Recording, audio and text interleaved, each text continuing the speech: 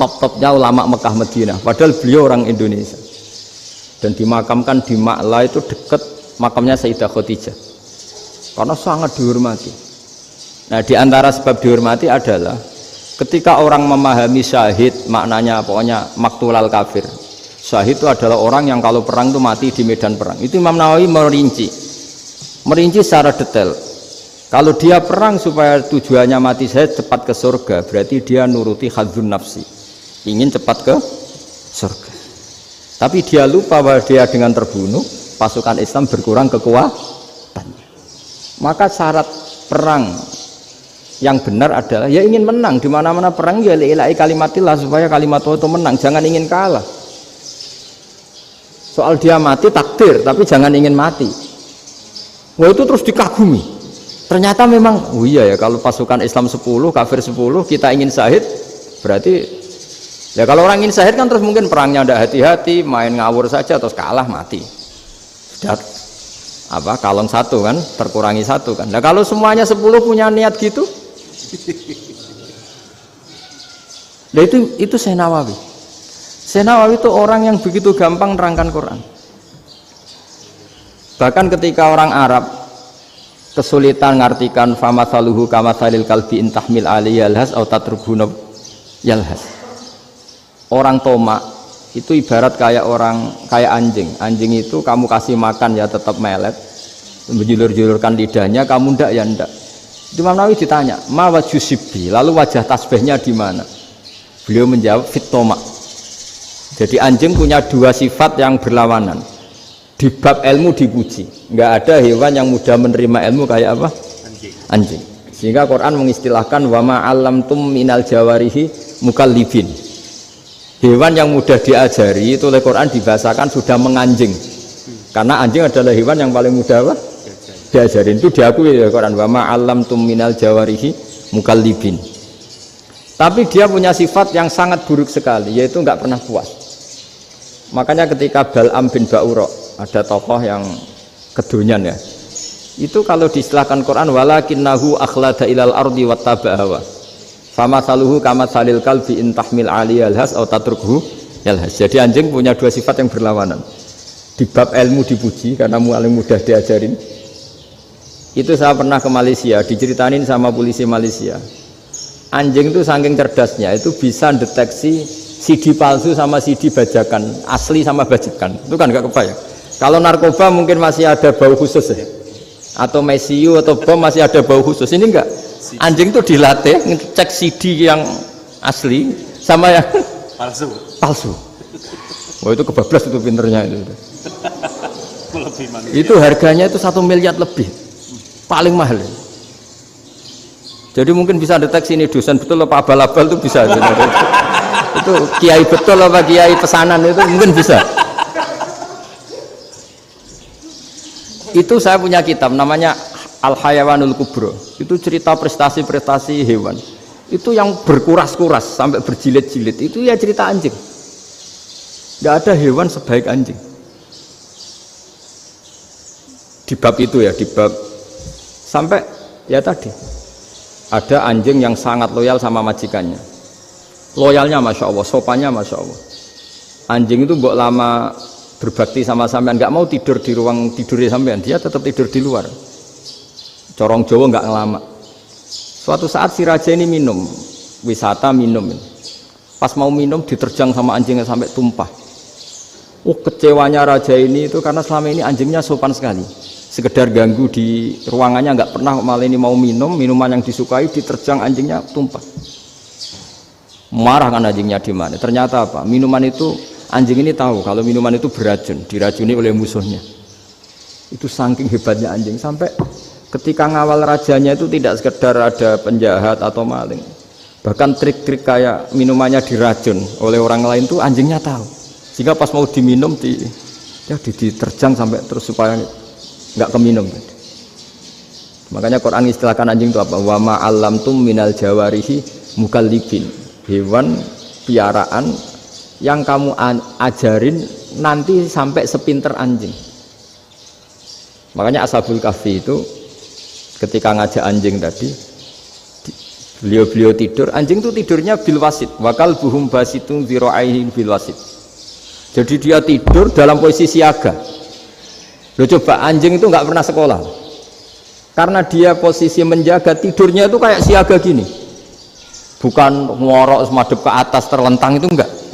Andai kan dia tidur terlentang itu kan yang mau mengganggu kan, wah sunai turu, itu enggak. Dia tidur posisi siaga, makanya disebut lawit tolak ta'alaihim lawalaita minhum firaron. Kalau kamu melihat anjing itu pasti lari karena dia posisi siap merekam. Jadi tidur tapi posisi siap merekam. Jadi matanya tetap terbelalak kayak siaga.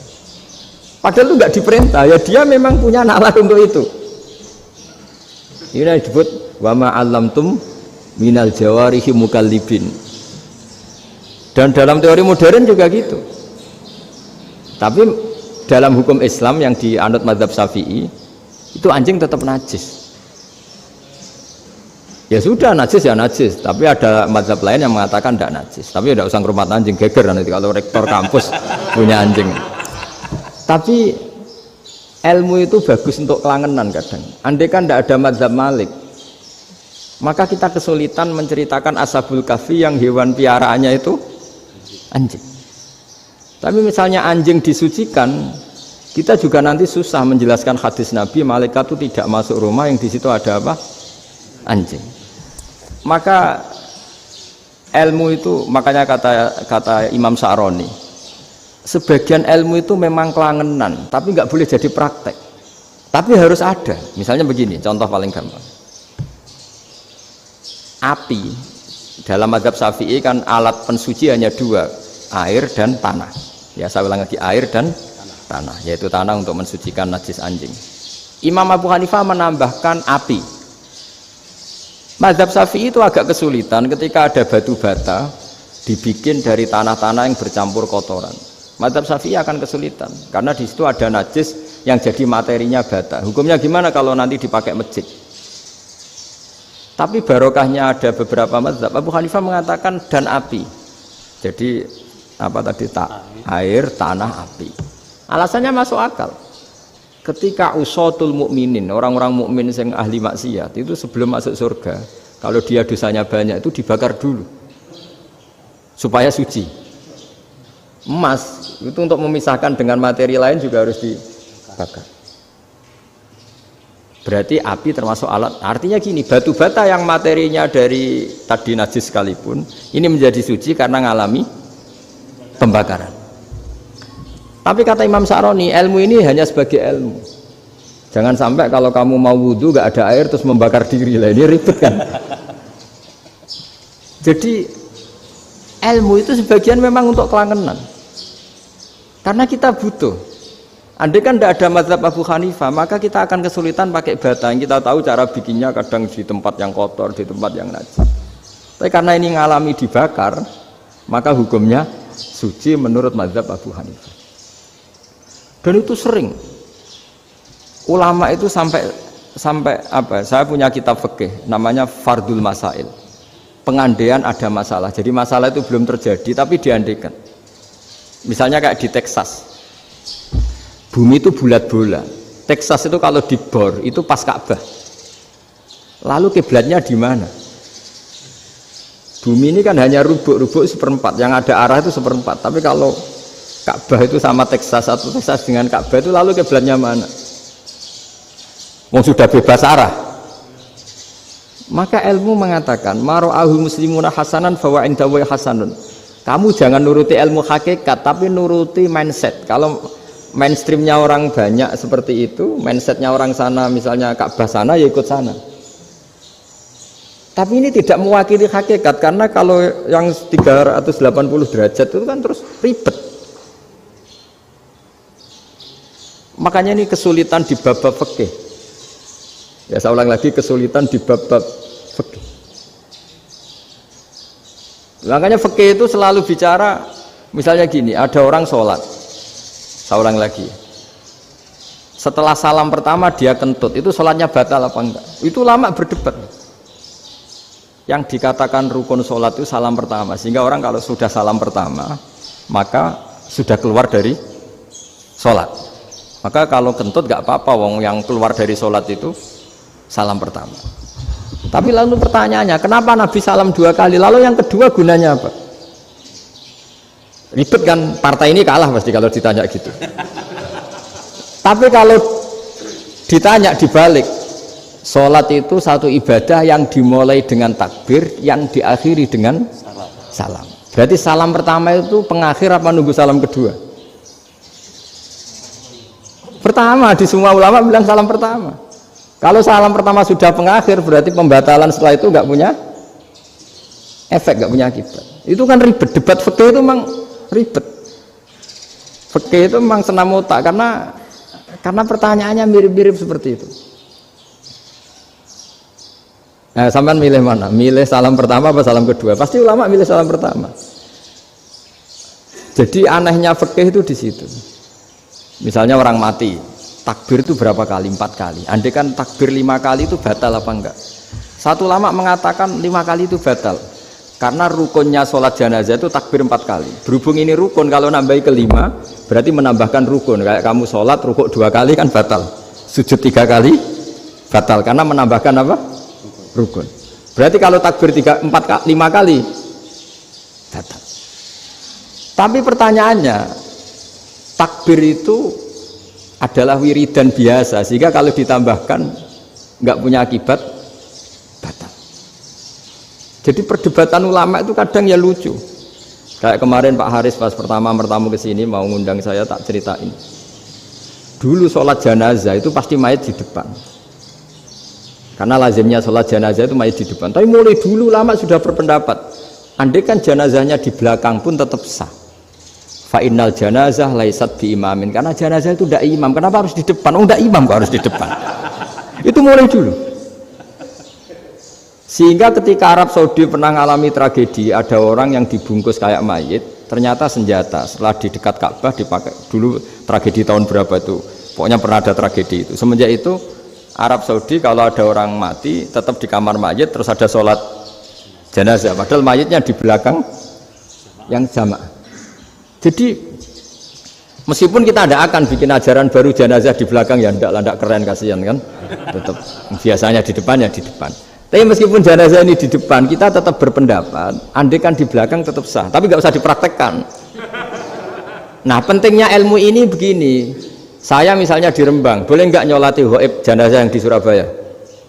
Boleh kan, padahal yang kita sholati di belakang. Jadi ilmu itu penting, cocok tidak cocok, namanya ilmu itu penting.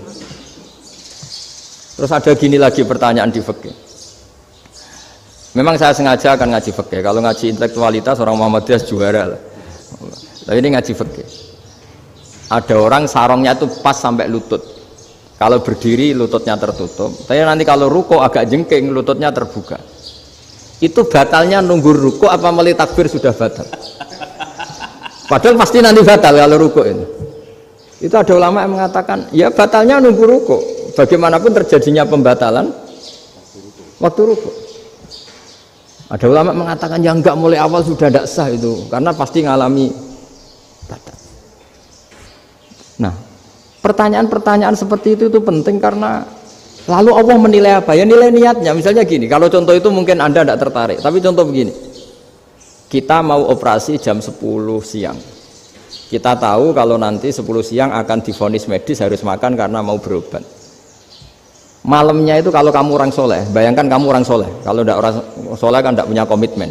Kamu milih niat puasa, apa enggak jam 10 mesti mokak menisan raposo. Kamu orang soleh. Kalau kamu orang soleh pasti milih puasa karena ini Ramadan. Meskipun nanti jam 10 pasti disuruh batal sama dokter. Setidaknya kita berpikir gini, nak mati jam itu paling enggak ditulis saya sebagai orang yang puasa. Jadi perasaannya orang soleh itu beda. Kalau orang kok sampean barang semenisan raposo kok ya mesti. Sampean tidak pernah berpikir bahwa puasa mulai fajar sampai jam 10 itu luar biasa. Bisa saja kita mati jam 7, bisa saja mati jam 6. Kan ditulis Allah sebagai orang yang berkomitmen terhadap puasa. Terus ada kemungkinan kecil, adalah jam 10 itu dokternya sakit atau nggak jadi ke sana. Berarti kamu kan nggak jadi boga. Kan yang mungkin juga. Sama yang tadi. Delalah